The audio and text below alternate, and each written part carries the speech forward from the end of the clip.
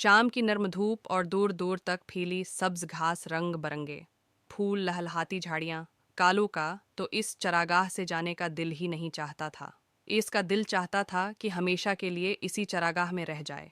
ओमा, क्या ऐसा नहीं हो सकता कि हम यहीं रह जाएं? मुझे सख्त जमीन वाला वो गंदा घर अच्छा नहीं लगता। यहाँ कितनी नरम घास है, सोने में कितना मज़ा आएगा।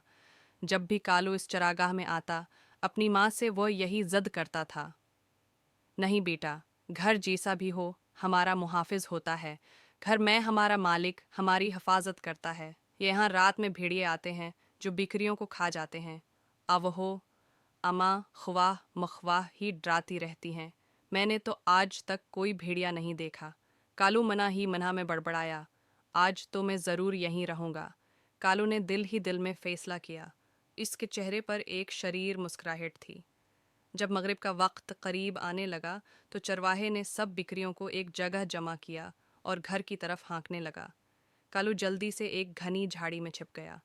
कालू की माँ उसे न पाकर बहुत परेशान हुई और ज़ोर ज़ोर से इसे आवाज़ें देने लगी।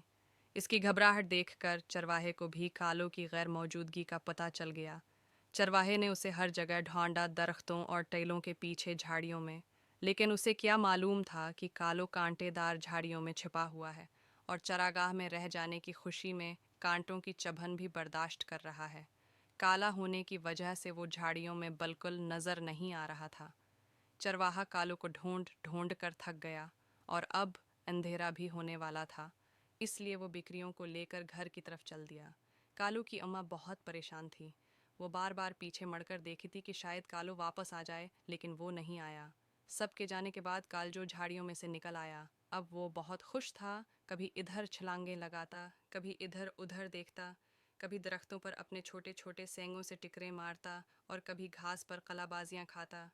खेल कूद में कब अंधेरा गहरा हुआ उसे पता ही नहीं चला।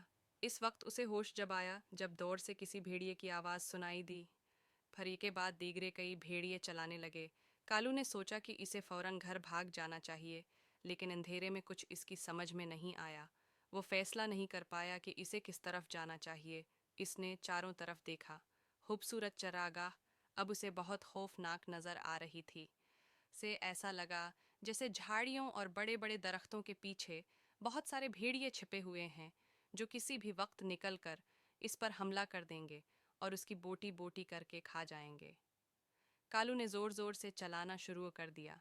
कालू की अम्मा, जो कालू के इंतजार में अभी तक जाग रही थी, कालू की आवाज़ सन कर जोर जोर से चलाने लगी। उसके चलाने से चरवाहे की आंख खुल गई। अब उसे भी कालू की आवाज़ सुनाई दे रही थी। उसने जल्दी से लालटीन ली और आवाज़ की।